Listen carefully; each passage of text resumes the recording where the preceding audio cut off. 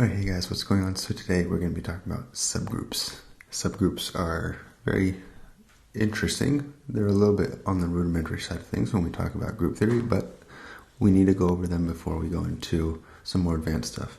So, without further ado, make sure to hit that like and subscribe button.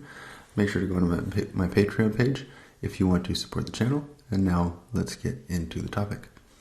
So, we're going to be talking about subgroups today. Subgroups are really groups within groups, okay? So let's remind ourselves what the essential properties of a group are, because these properties really constrain how a subgroup can be a group, okay? And not just a set.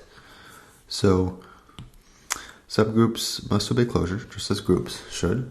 Subgroups must be associative, just as groups should. And just like groups also, subgroups have to have an identity. The identity group itself can be a group. We'll talk about that a little bit also. And subgroups must contain inverses. Okay. So let's start with an example, and then we're actually going to go through two examples in this relatively short video, and then we'll talk more generally about subgroups and some interesting properties about them. So we're going to start off with this example of the dihedral group. This is D3. D3 can be represented as a triangle that you rotate, okay? And so we have 1, 2, 3. Both of these things resemble the elements of the group, or not the elements of the group. The elements of the group are the rotations and the reflections that we can do to get from 1 to 2, from 2 to 3, and so forth. We talked about this in our earlier video. And let's just take a couple of examples here from this characteristic table of the dihedral group, D3. So this is what our characteristic table looks like. And really just by looking at this, I've highlighted two regions. We have this region here, I, R1, and R1. And here, I, R1, and R1. So what I've highlighted here is a subgroup, okay? It's closed. It's closed because whenever we compose one element with another, we get the same element, okay? We could do the same thing, right, with I, R3, right? Because I will give us I. R3 will give us R3, and R3 with R3 will give us I. Okay, so that is interesting. Also, so we have all these subgroups that have the identity. Okay, that's important to note. These things have the identity in them, and we can therefore say that these things form subgroups, right? Again, they're closed, they're associative. You can do that work also. Remember, associativity is just when changing the order of things and you get the same result. And then they have the identity, and an inverse, R1, is itself its own inverse, right? Because when we apply R1 to R1, we get I. Okay, so closed, associative, inverses, and identities. Those are all the properties we need. We could see same here. This is another subgroup. We have R120, R120, R240, R240, and then I and I. And we can see that when R120 is applied to R240, we get I. So we have inverses, we have closure, we have associativity, and so forth. So these are groups, okay? So the dihedral group D3 is it has multiple different subgroups in it, okay? So, and we can list them all right here. So H1 is a subgroup, okay? And it's IR1, H2 is IR2, H3 is IR3, and H4 is going to be this one we talked about here. So I, R120, R240, And the trivial subgroups are going to be H5 equals I, because I itself is its own inverse. Its own is the identity. Associativity, right? Well, you can't really do associativity with one element.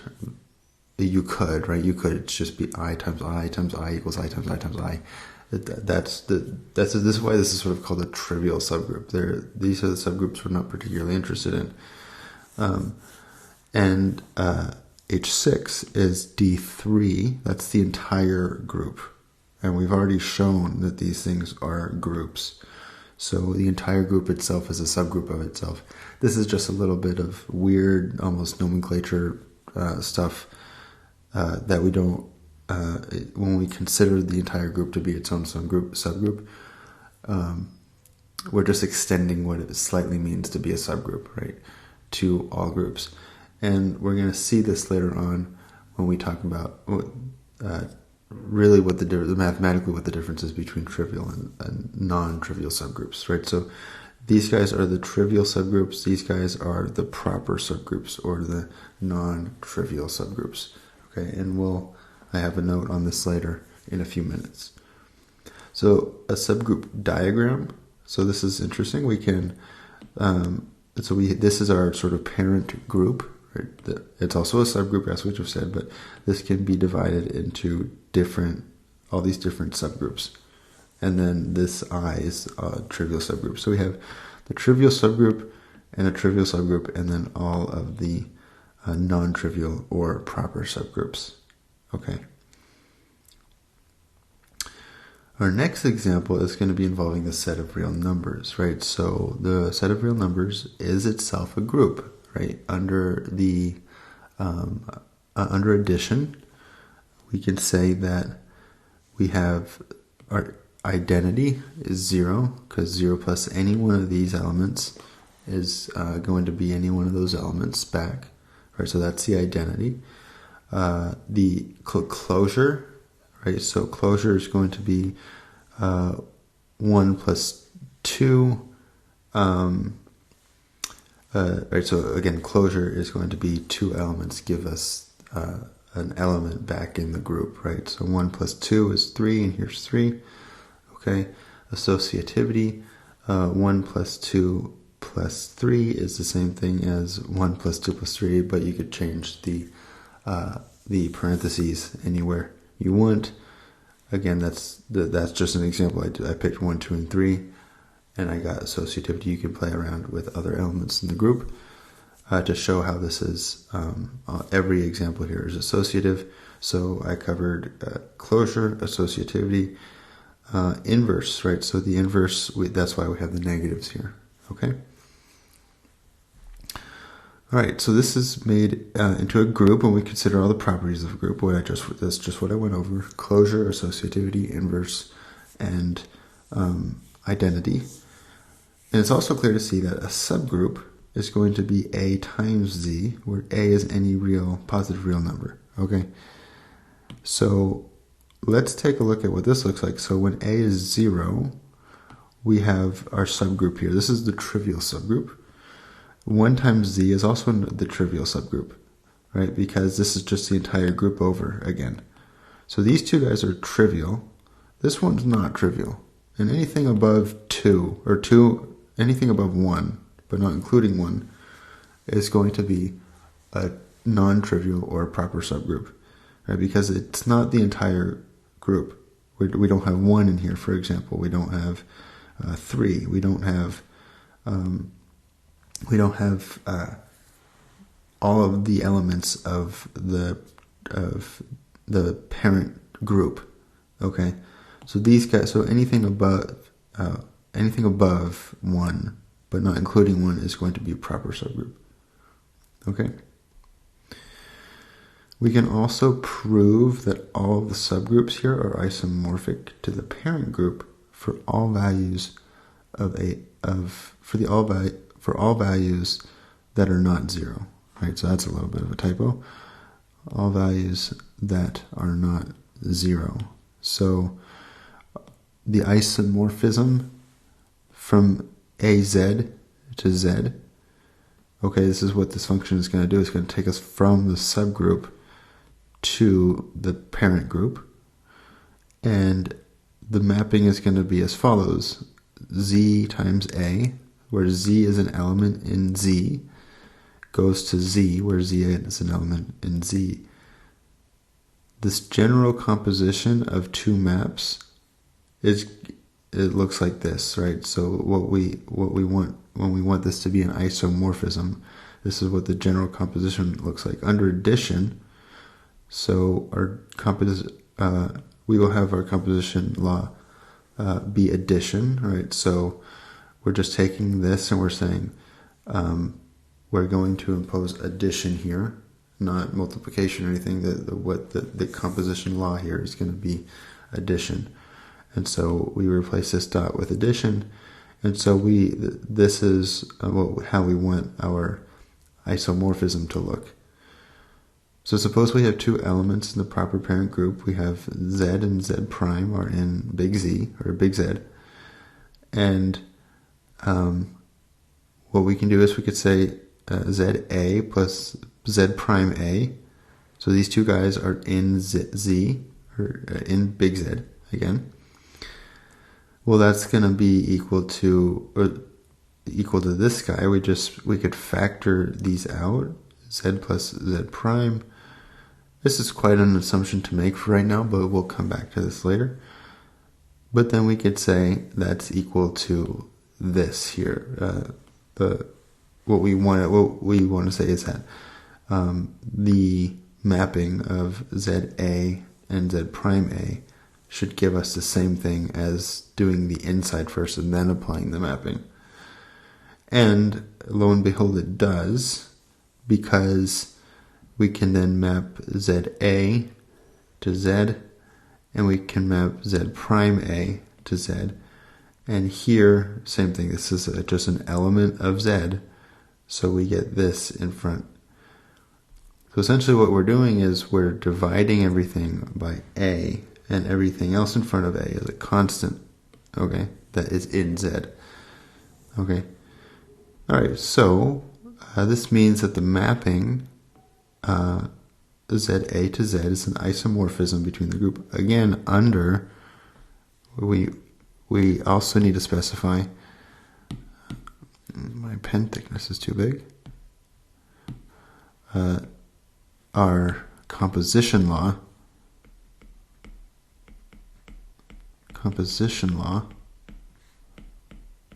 is addition. Okay, we need to know that as well. All right.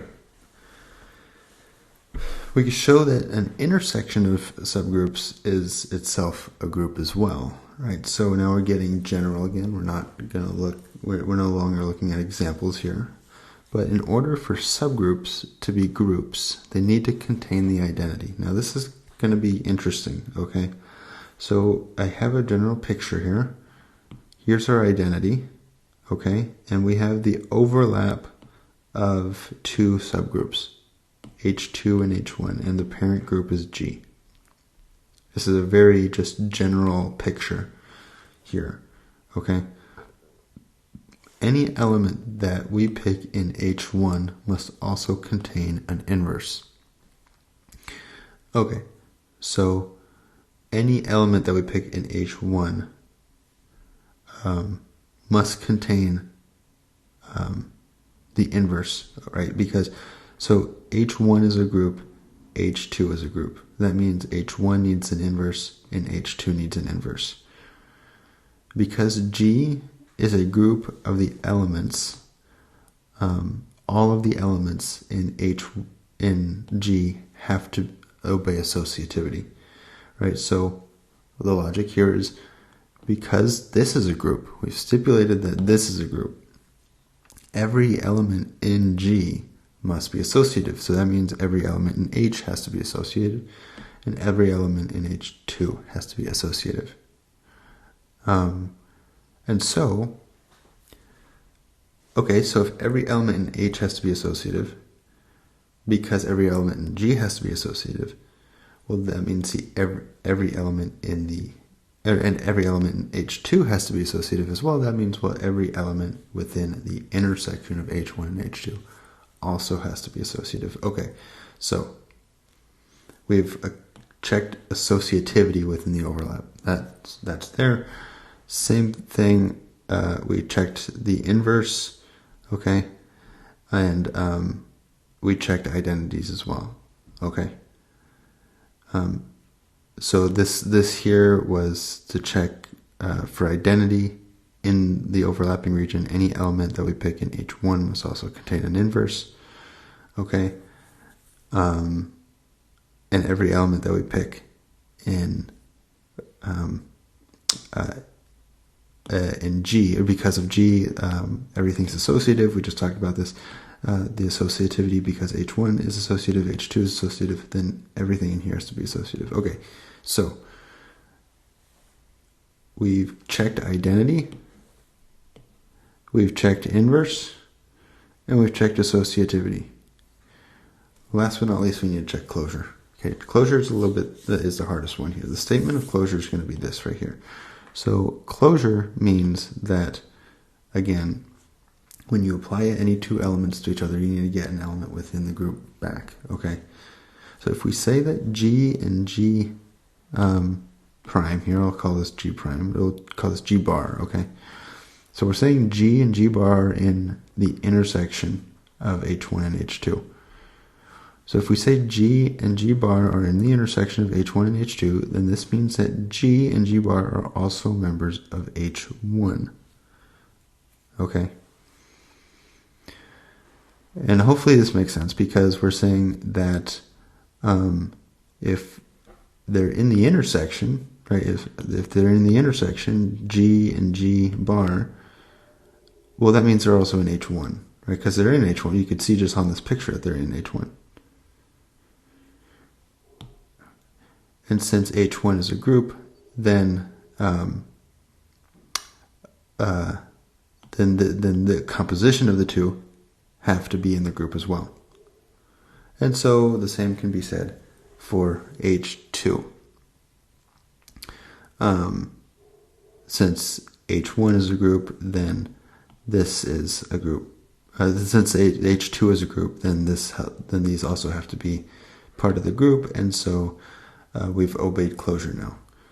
Okay? So we've checked off identity, inverse associative, and closure. The last thing I'll say here is that notice that the identity has to be in the subgroup.